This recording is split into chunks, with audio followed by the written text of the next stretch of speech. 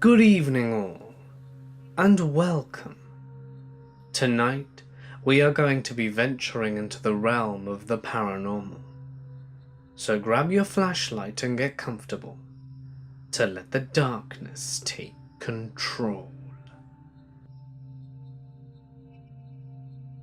This happened to my sister.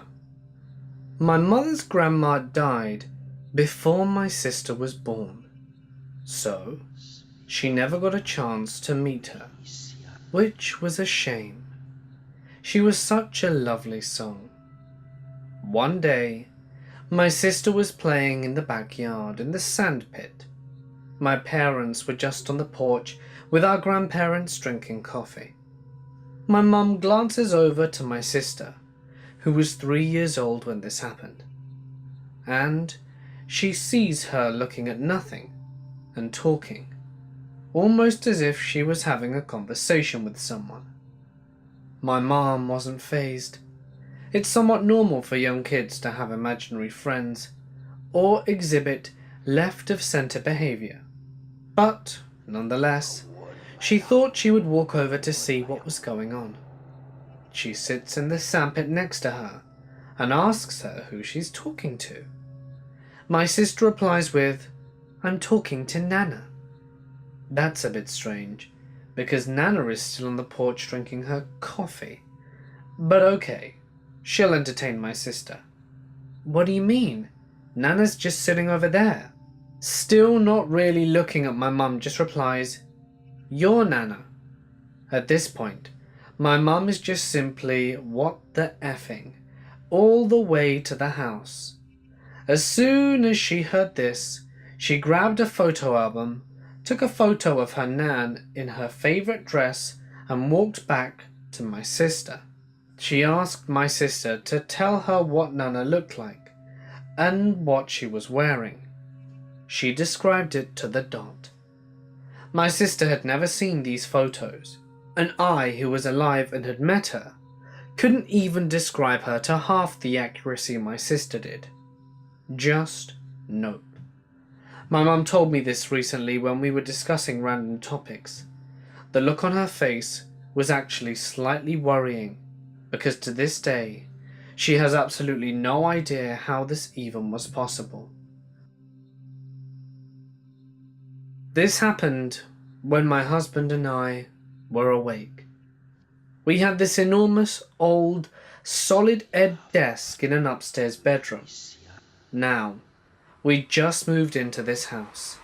Mind you, we moved right back out within a matter of months due to odd occurrences.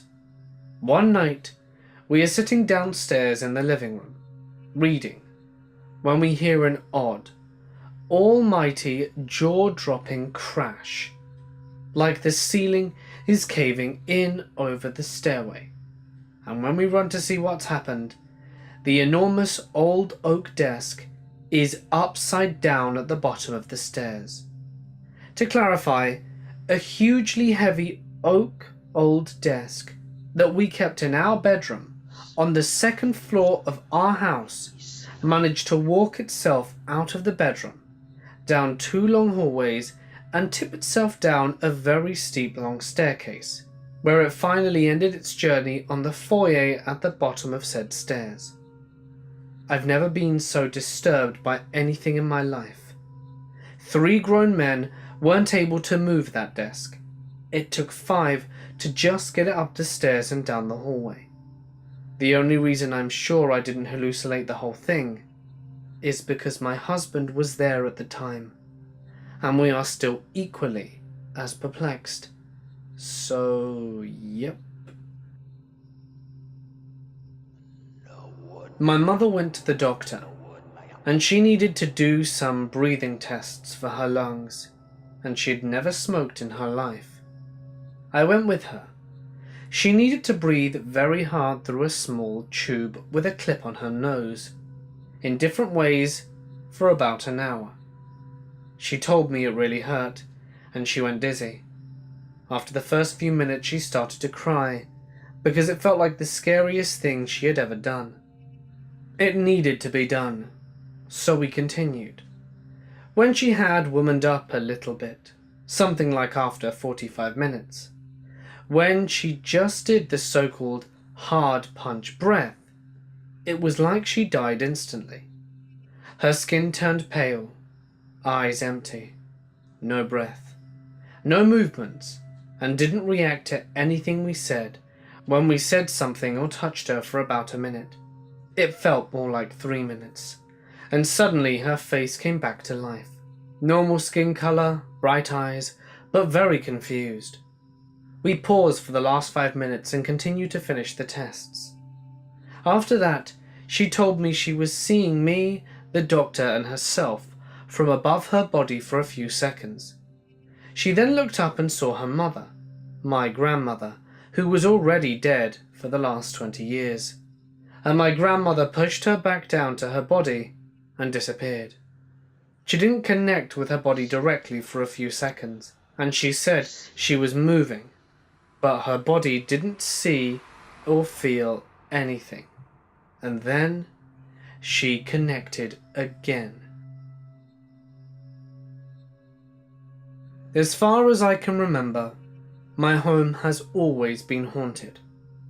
Things would happen on and off, but I remember there being a time period when things would be pretty bad. This one particular experience that stuck with me is what you are about to hear. My older sister and I shared a bedroom. Since there was a time period where her and I couldn't sleep, either due to horrible nightmares, noises in the night, or stuff like that, her and I started sleeping in the same bed. I had a queen-size bed, and she had a twin. We both slept in my bed, because we were too scared to sleep alone. My bed was pushed up against the wall, and this wall was connected to our garage. One night, my sister shakes me to wake me up and says, "Do you hear that?" I sat up, groggily, and stayed silent. Then I heard a bang, like someone with a closed fist hitting the other side of the wall where my bed was pressed up against. A few seconds later, another bang coming from a different part of the wall. I sat there in disbelief, and then another bang from another part of the wall. Our door was open, but you could see across the hall into our parents' room, and their door was closed. Then, another bang. So finally my sister made a fist and started punching the wall back. When she finished, we both sat there in silence as to wait to see if it would respond. As we sat there in silence, my cell phone started to ring. Who the hell is calling me at this hour? I thought. Just would like to mention that this happened in 2004. I think back when Nokia phones were popular. So I crawl over to where my phone was charging, plugged in on the floor, and I see my sister's cell phone on the display screen. I turn around and look at my sister and say, "Your cell phone is calling me." Her phone was charging right next to mine on the floor, and she had one of those flip phones that back in the day you had to literally open up to dial out. Her closed phone somehow managed to call mine. She looked at me and said, "What?" Then climbed over to see her phone, and sure enough, on the outgoing calls was my number. We hauled ass out of our room, and it was just super creepy how it all seemed to happen at exactly the same time. We never did figure out what was banging on our walls. We would just like to mention the banging happened all over, from the top right corner all the way down to the bottom left. How it reached all the way up to the top of the wall of the ceiling, I don't know. That's what makes me think it wasn't a person. Plus, our garage door was locked and closed, and we never heard it open or close. And when we got up to haul ass out of our bedroom, it woke my parents up. So we knew it couldn't have been them. I wasn't working, but was visiting an old war fort called Fort George in Niagara-on-the-Lake. I had bought a ticket for the ghost tour, where a tour guide and some security guards take you through all the historical buildings and tell you about the history. Fast forward to about halfway through, and I am at the back of the group with no one behind me but the security guard. We walk into a room, and the tour guide is telling us about some of the history, and I'm kind of tuning out. The first thing I notice in the room is this super old, kind of gross looking mirror behind me. I look at it and see my reflection, and the guards. No one else. Cool. I try to pay attention to the tour guide before I felt tugging on my costume skirt, kind of around my arse. So I turn around and look at the guard and give him a weird look, thinking he was trying to fill me up. But then I saw the face of a small girl in the mirror. The guard kind of smiled and nudged me forward to keep following the group. At the end of the tour, I went to talk to the tour guide and guard, as well as 2 other women. I described my experience, and both the guard and guide laughed, because they said the little blonde girl is seen all the time and tugs on people's clothes or sings. One of the other women described seeing her too, when we were in a different room. I work in a coffee shop, so can't imagine seeing paranormal activity constantly. Imagine being that guard and seeing someone have an experience like that all the time. That being said, I did know someone who worked at a coffee house. They managed a haunted one for about a year. Their boss's kids would constantly run to the back room and talk to the man. My boss didn't believe them because, kids. One day, she and her were sitting just after opening, and she mentioned that she'd seen him too.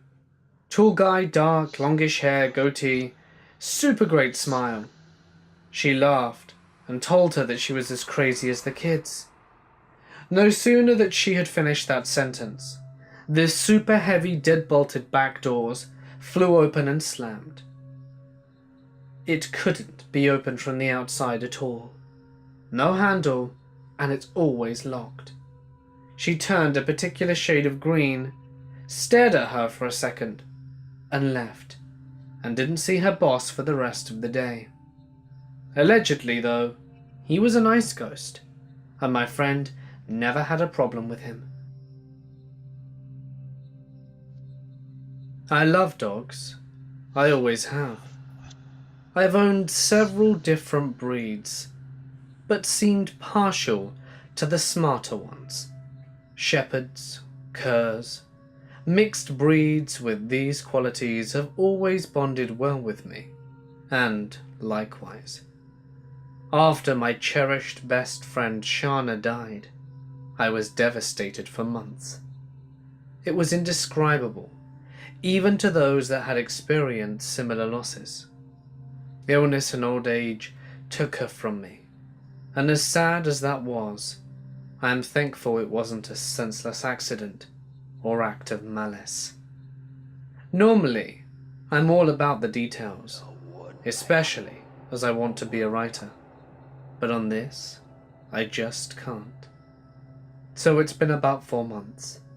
My wife and I had just moved into a better but smaller home in the city next door to my hometown, near the center of Louisiana.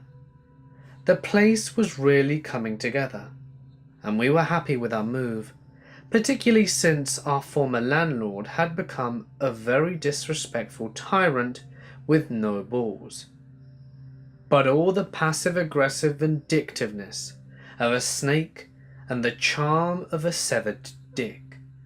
One night, unlike many others, my wife kisses me goodnight and retires to the bedroom. I stretch out on the couch as we both snore, and no one sleeps well when we share a room. Sad, but we have learned to cope with this inconvenience. So I stretch out on the couch, adjust the temporary curtain or blanket at present, so that the large window I sleep under is fully covered. I lie there deep in thought, feeling that deep pit of despair as my sleeping buddy of 12 years was missing. Her spot at my feet was vacant. It felt wrong, so lonely. I turned to my side to scope out something on late-night TV. Swing and a miss. Ugh, I grunted, and switched over to Netflix for a documentary to fall asleep to. I find something on the presidents that coincides with a history class I was taking at the time, and try to tune in. The television was just background drivel. I half heard it as I travelled through my memories to dark places, trying to breathe and turn my intrusive dark thoughts around. My cat, who I tolerated at best, decided to sleep in the window behind me. The aforementioned large window, covered with a blanket. So His Majesty, having little grace, supposed based on his species, knocked the makeshift curtain askew during his entrance. I sat up, welcoming a minor distraction, and turned to readjust the blanket. I was prepared to do this absent-mindedly, eyeing my bottle of Valiums as I felt my anxiety disorder begin to churn within my chest. Sorry, I didn't mention this before, but I am a 42-year-old male for reference. As I pull the blanket, I just noticed something in my front yard. I have no lights on in the yard, as it's bathed in shadow, accented by a couple of distant streetlights. While I don't live in a rural area, it's closer to rural than urban. I'm not sure what I saw initially.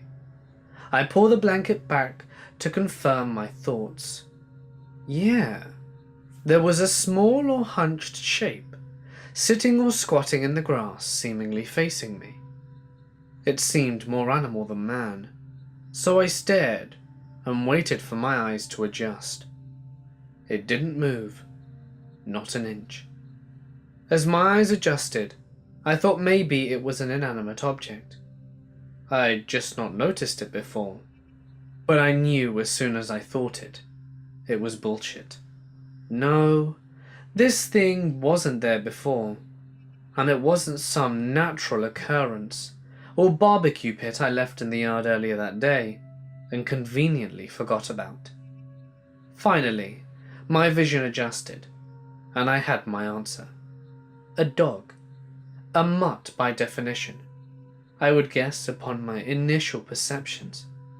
It was medium size, about the size of a Gila or mountain cur, 65 to 70 pounds, long ears like a bloodhound, and long, slender snout to match. Its fur was a mottle of earth tones, and its patterns were impossible to fully decipher in the yard's shadows where it now sat, staring at me. Its eyes seemed like a light colour, like an Aussie shepherd or something like that, not beaming blue like a husky, but that was difficult in itself to make out, as the eyeshine from my internal house lights gave her that demonic eye glare all animals seem to have in such conditions. I couldn't tell if it had a collar, and it just sat there firmly, on its haunches, staring at me. I'm not typically afraid of dogs, unless they give me a reason. This one was not acting aggressively in any fashion. I assumed it must be lost, or out on a late-night tear before heading home, if it had a home. I worried because the road in front of my new house was somewhat busy, at all hours, and the last thing I would take was another dead dog, particularly in said fashion, and especially because I just ignored it like it wasn't my problem. So I got up, opened my front door, and took a few steps outside onto the pavement, pulling the door shut behind me carefully to not lock myself out. Waking my wife at this hour to let me in would not have gone overly well. Now, I turn all my attention to the dog, who has adjusted ever so slightly to face me, still sitting down obediently. Its firm stare was unnerving, like a staring contest with dire consequences for the loser. I don't know why I felt so odd or off with this dog. Of course, I was naturally cautious, having no idea what this animal's temperament was, or if it had rabies for all I knew. It didn't seem to be sick. Not in a Cujo or obvious foaming in the mouth style anyway. I just held my ground, seeing what it wanted, waiting on its move, if you will. I lit a cigarette, taking advantage of being outside to have a smoke. Another rule of the new house is no smoking inside. Yeah, lame. I take a drag, and the dog tilts its head, as if curious about my actions. I've seen dogs all my life, so it was curious. No biggie. Except the way it looked at me. One eye held my gaze, while one seemed to act like a lazy eye, but only slightly. It looked askew, as if it saw something behind me at all times. It was very unsettling.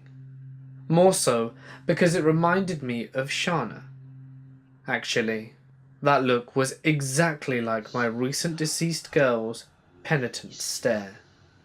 I even felt trapped in a memory for a millisecond, and then I was back, a tear welling in my left eye.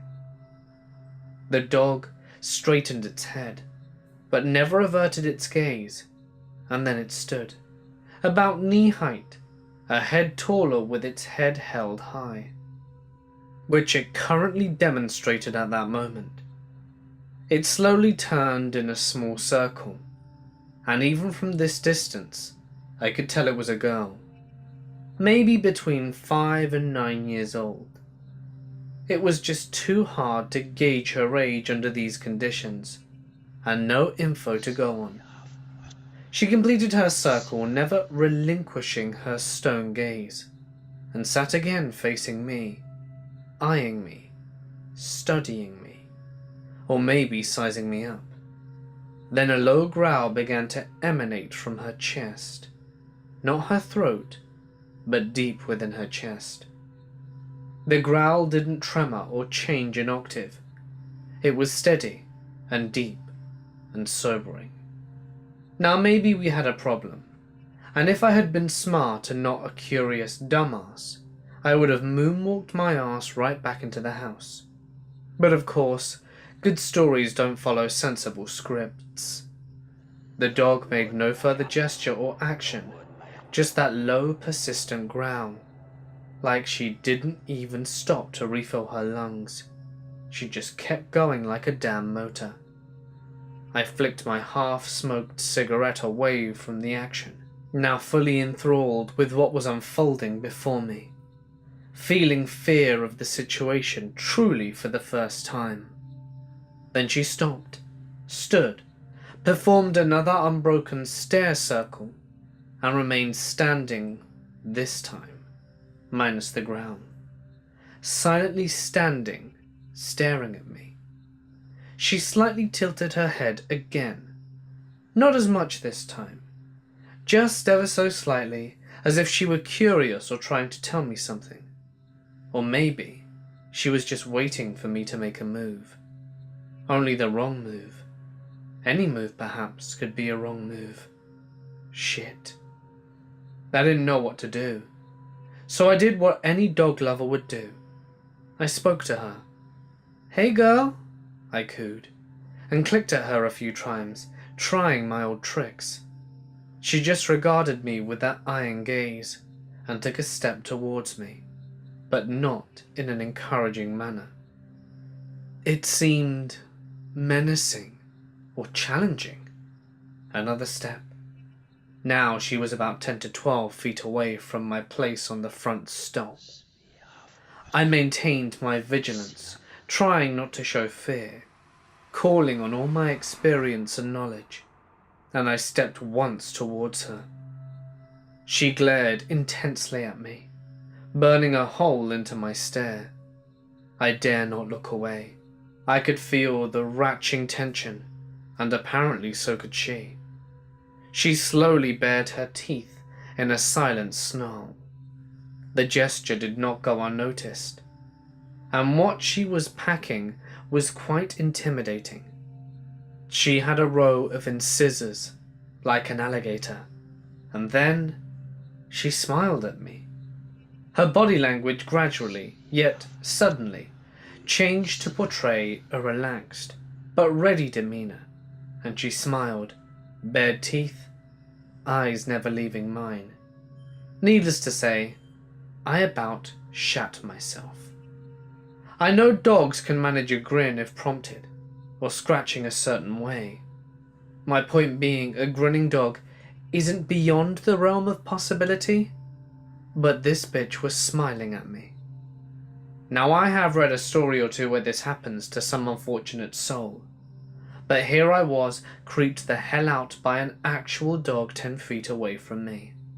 Bloody smiling, taunting me, trying to communicate something to me.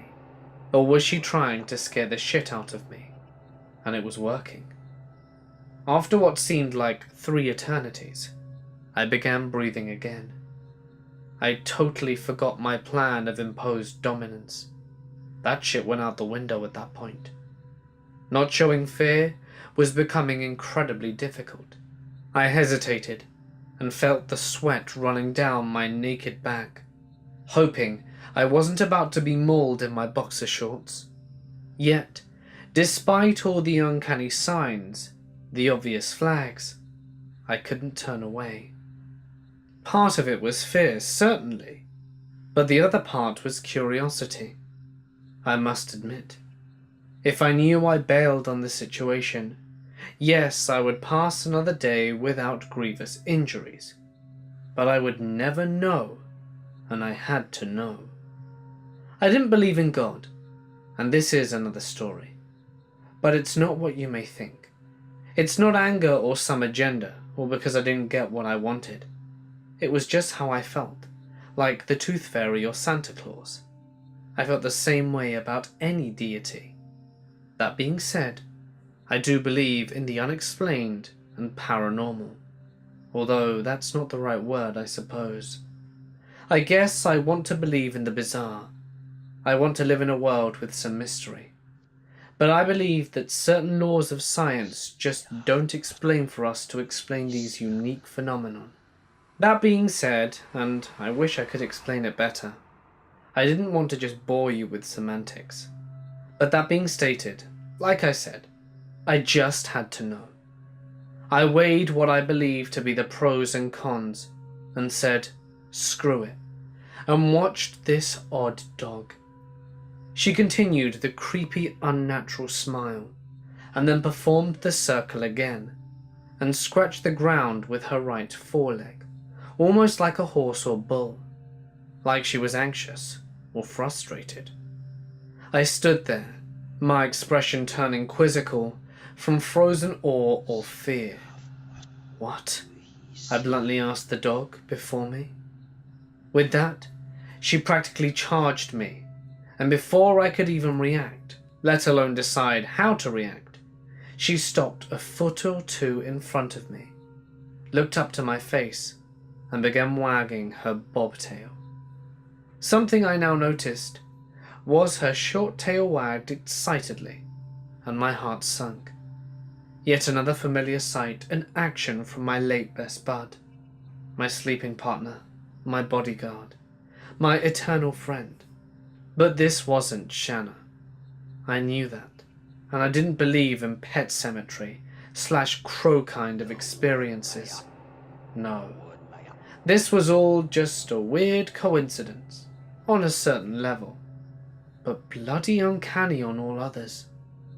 Okay, I spoke softly, watching her body language for any dangerous abrupt change, but unable to look away from those intense, unnerving eyes, and of course, that smile, that impossible smile.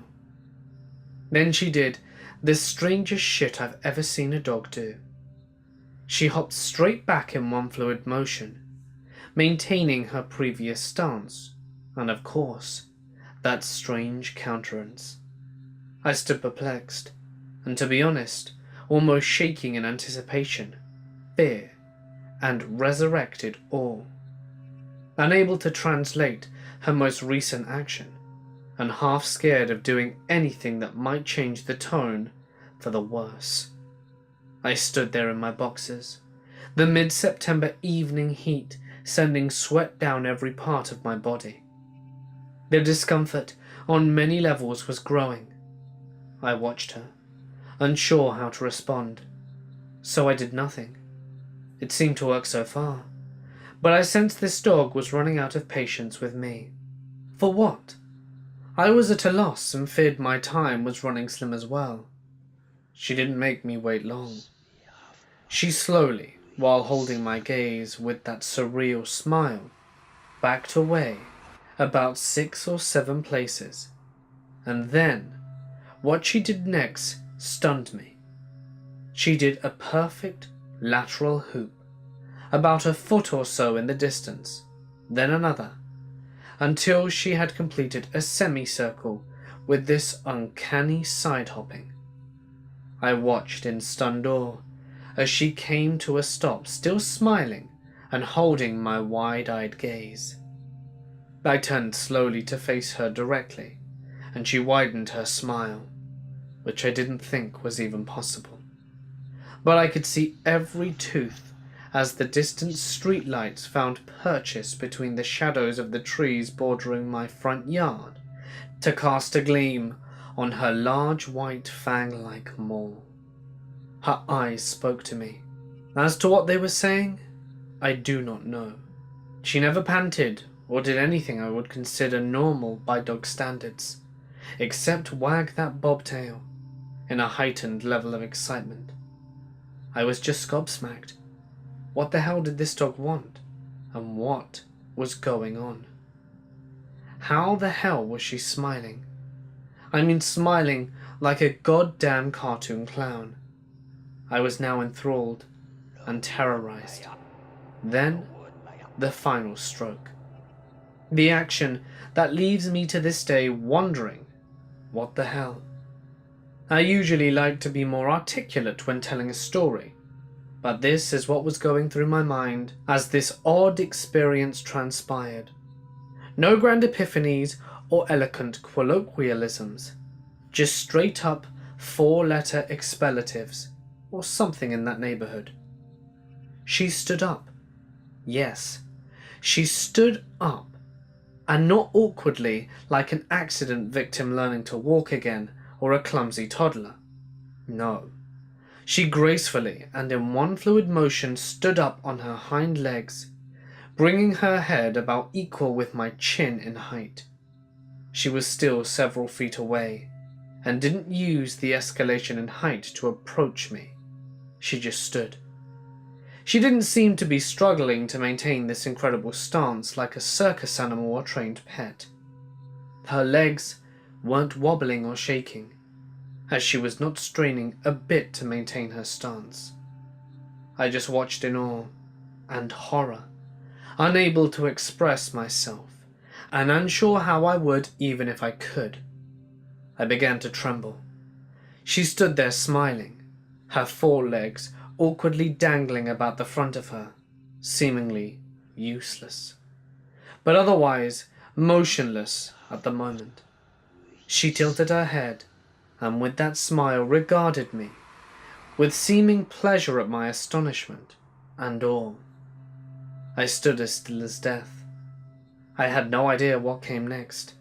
I wanted to run to the front door and slam this reality away behind my door's safety and its reality, the only one I knew and could cope with.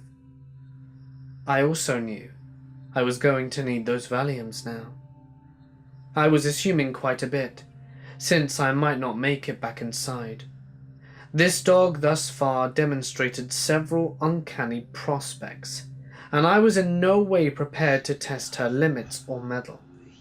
so I waited, unable to flee, unwilling to fight at this point. I looked on, hoping that this would culminate in me waking up from a bad dream, safe and sound on the couch. Nope, not a dream, all real.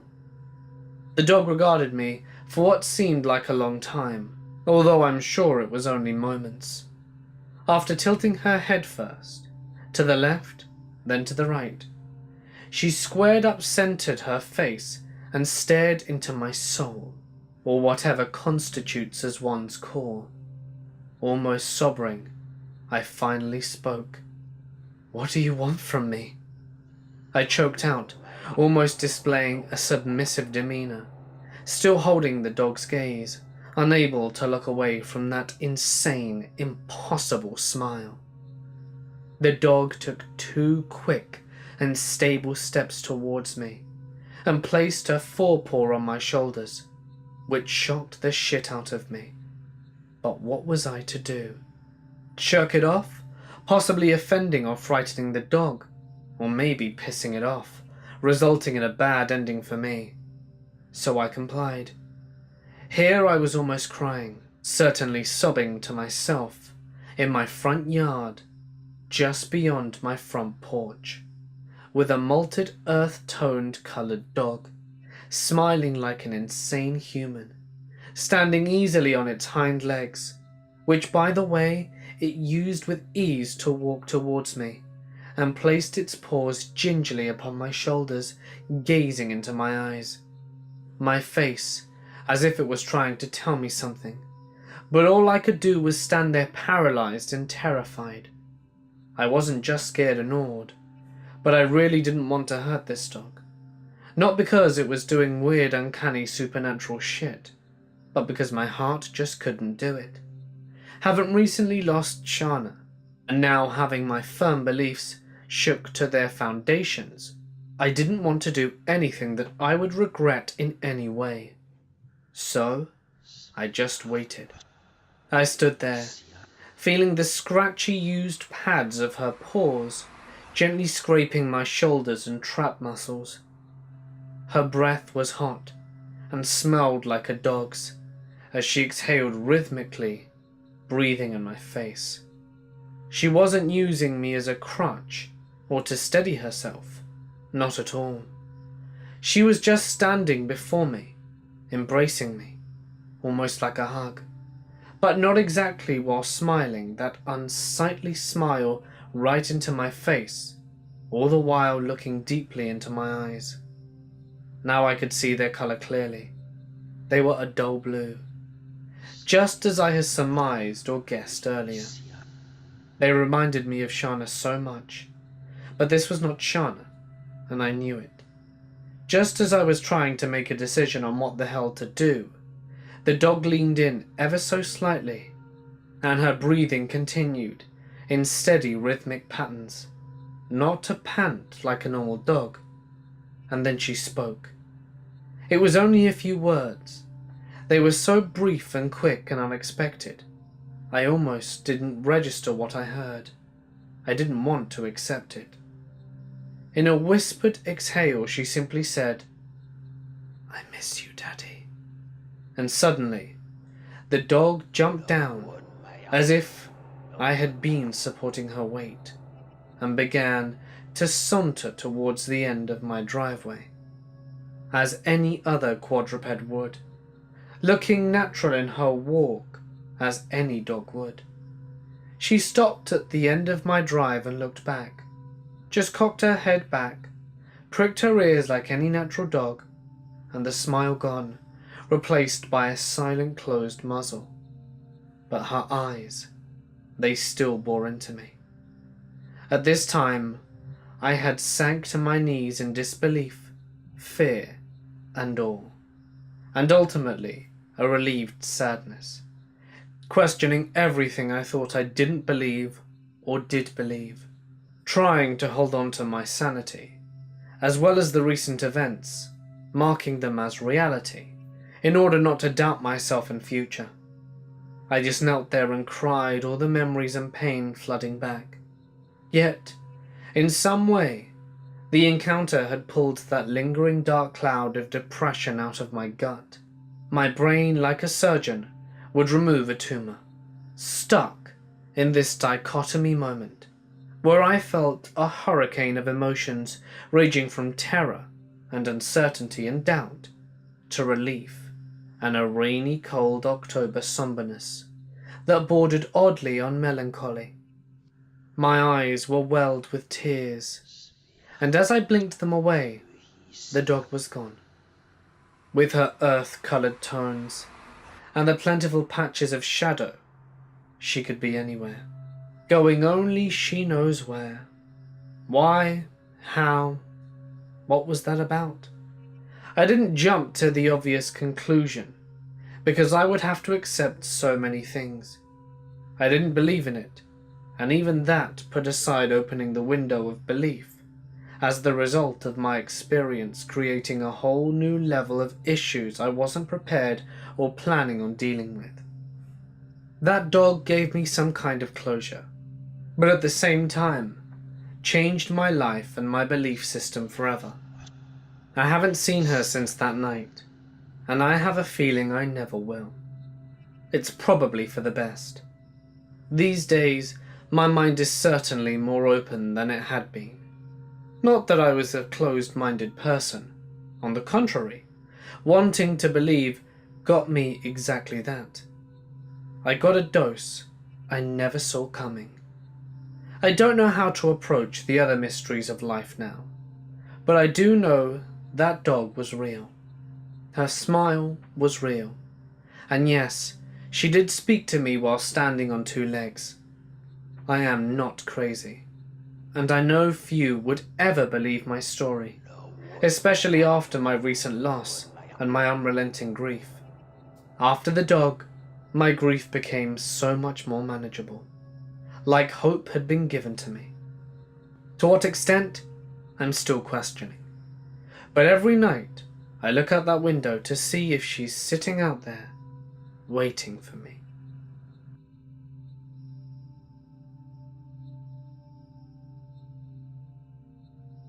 This has been occurring over the past few months. My parents just finished building a new home on the lake. We've been there for about a year in total. The first thing that freaked me out was when I was home alone for the week. I was upstairs playing video games when I heard a dog whimper from the kitchen area, which is right at the bottom of the stairs. I figure that it's my dog having to go out, so I call her and ask her if she does, but she then just runs upstairs. She looks at me as though someone just scolded her, but she's a timid dog, so I thought nothing of it. Anyway, 5 minutes later, I'm finishing up the game and about to let her out when I hear the same dog whimper, but my dog is right next to me. I'm a little weirded out, and then it happens again, followed to what I can only describe as a meager attempt of a human imitating a dog whisper. Now I'm flipping out.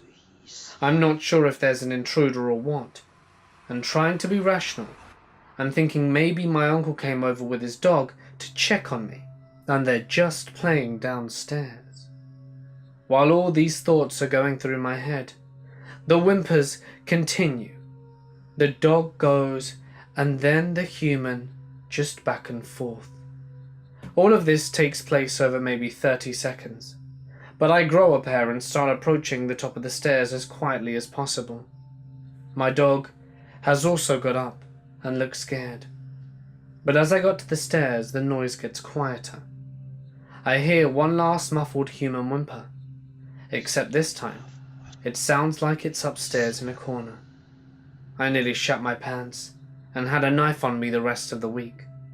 Worse yet, over the past month, my dog has gone missing 4 times, and I'm talking like my mum alerted the neighbours and did a full search through the house, inside and out, not finding her for hours, and then suddenly we hear her crying from a closet upstairs. She somehow locked herself in it? It's the first place we check now, and even then, there have been a time when she's missing, the closet is open, and we continue to search, and 10 minutes later, we find she's locked in the closet. It freaks me the hell out, because I sleep upstairs, alone. When I was a kid, my best friend passed away from a birth defect. I was 7, she was 8. A sweet, awesome little kid. It was quick and long predicted, but obviously absolutely terrible. There's no good way for a kid to die. Anyway, in our old townhouse, my bedroom was right down the hallway from my parents'. Their door was angled so that they could see the door to my room from their bed, so they could keep an eye on me if I got up to weird shit in the middle of the night. Which happened. I had this really creepy habit of cackling like I was going to screw over Macbeth while I was sleeping. The night after the funeral, I went to bed early. Dad went down to his office to be away from everyone, and Mum was reading in bed with our brand new puppy snuggled up in her lap. It was a quiet house. Then my mum hears laughing coming from my room. Creepy but normal, right? I laugh in my sleep all the time. Except Mum realizes after a moment that it sounds like 2 kids laughing, not one. And then one of the sources of laughter drifted through my closed door and travelled along the ceiling, rushing into my mum's room and turning sharply upwards, where it vanished into the ceiling. My mum didn't have time to react. She just stared at the ceiling and tried to figure out what just happened. Her first thought was that she was dreaming, but she was wide awake, and then she assumed she must have imagined it somehow, until she looked at our puppy, who was sitting up, utterly baffled, staring at the same point at the ceiling with her ears cocked. She'd clearly reacted to the same thing my mum had heard. My mother is an extremely practical woman, but she keeps seeing ghosts. It's kind of hilarious. The second time she saw a ghost, she woke up in the middle of the night to a face staring at her from the ceiling. She just rolled over and went back to sleep. I used to work/live at a wedding event centre. One event space was a house built in the 1920s. The other half of the property was a dairy farm that was converted to a ballroom. These days, the barns have been turned into wedding chapels and hotel-style suites and stuff. I was there day and night, and really anything could help at any time. Mostly, our resident ghosts were harmless, and occasionally liked to play pranks. On one of the spookiest occurrences, I was alone and cleaning offices. It was pitch black down in the basement, where the offices were, and I was definitely alone. A door slammed, and then there was the smell of cigarette smoke. I wasn't convinced someone hadn't come back in, so I called out thinking it was my boss. Nope. There are only 2 exits out of there, and I was standing in one of them. So I strolled over to the other exit, which maybe takes 15 seconds tops, and found the door locked, with no one in sight. I went out to the parking lot, and no one else was there. One of the best ghost pranks was in the older house.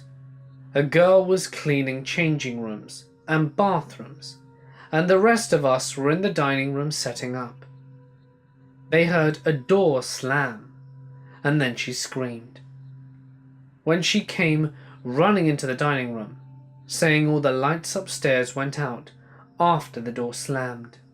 The only way that could happen is if the breaker went or someone hit the breaker.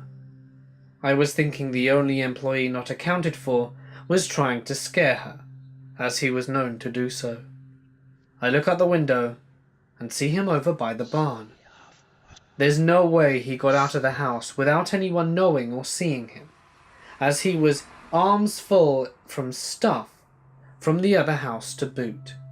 I checked the breakers, and they looked fine. Nothing is flipped. There was no way at all those lights could be turned off at the same time.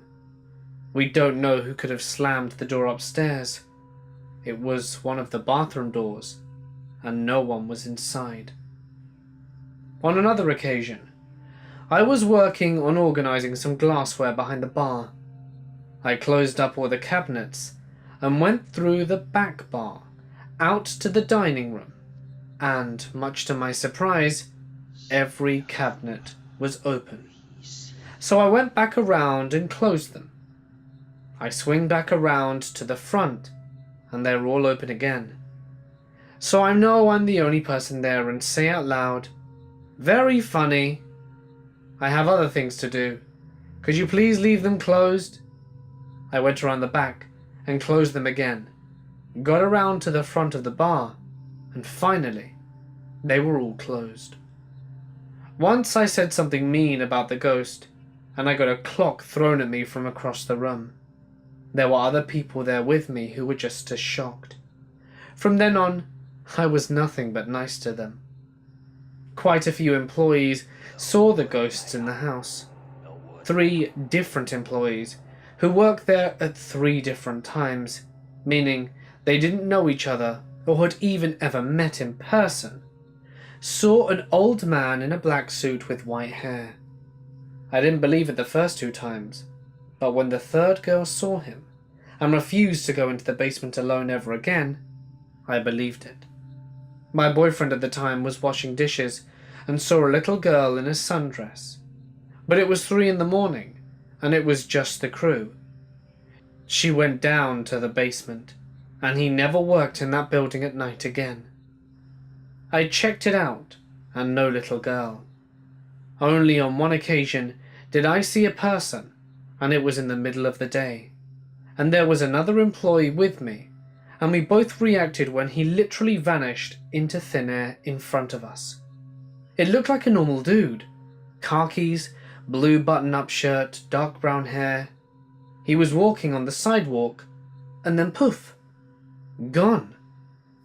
One that creeped me out more than the others were the 2 maintenance guys were there early in the morning and saw footsteps, like wet footprints from bare feet, and they followed them down the hall and into a closet in the changing room.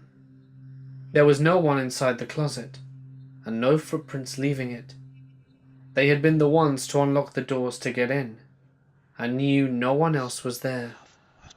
I came in a bit after, and they showed me the footprints. It was very weird. This place has tons of stories from employees and wedding guests, and even paranormal teams the owner invited in. I loved it there. It was like a second home to me. I like to think that one day, when I kick the bucket, I will be a ghost there too. I was working one night when my mother called me. My parents were divorced, and she said my dad wanted me to go to the hospital that my grandpa had been in for a little over a week. When I got there, I knew it wasn't good. My papa looked awful. His skin was yellow and his eyes were open and glossy. He wasn't talking and was cold but clammy at the same time. I spent 6 hours at the hospital with my father, his brothers and sisters, my grandmother and 1 cousin. It was so heartbreaking to see my grandfather like that. It was one of the worst nights of my life. I was 16 at the time, and around 2:30 a.m. I left, because I had school in the morning. I said my goodbyes to my family, and spent a few minutes alone with my papa. Before leaving, I told my dad to call me if anything happened. When I got home, I passed out as soon as my head hit the pillow. I started dreaming I was back at the hospital, walking into my papa's room. There were all these people sitting in the room laughing and smiling. I did not know anyone, But somehow, I knew they were related to me because they all looked like my father's brother.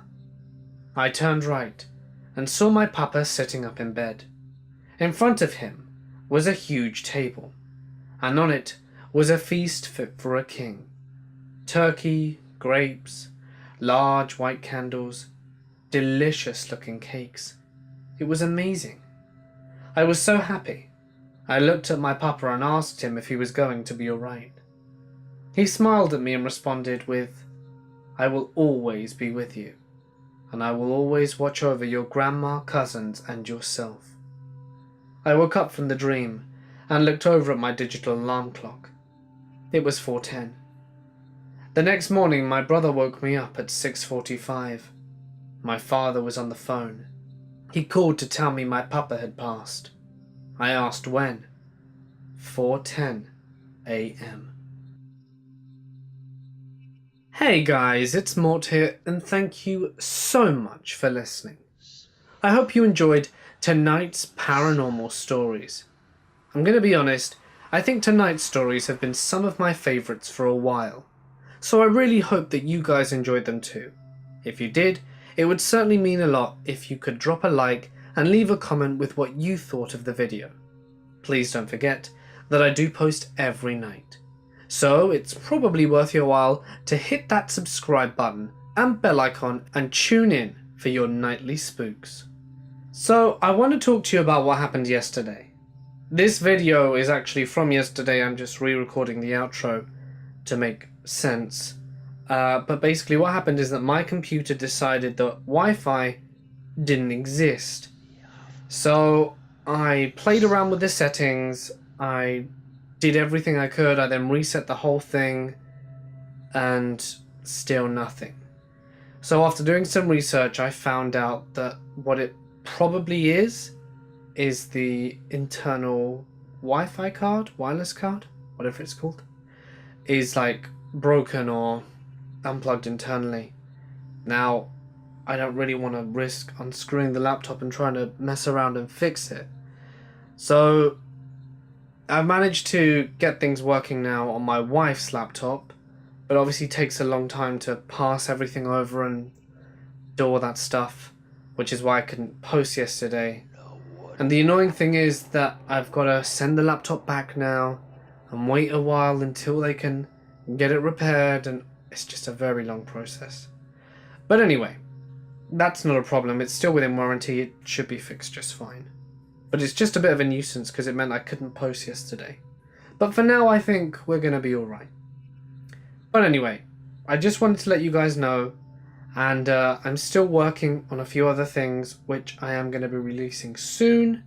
Still no news from the audiobook people, although it's only been 2 days, so I'm going to wait to see when they approve it, and we'll of course let everybody know. But anyway, I hope everyone's having a lovely evening. Please don't forget that if you have a story you wish to share, feel free to send it to my email or drop it in my Reddit. I will be very interested to read it. Just remember to include punctuation, paragraphing, and lots of descriptive language. But anyway, for now guys, I'm going to sign off. Stay awesome, and I'll see you in the next one.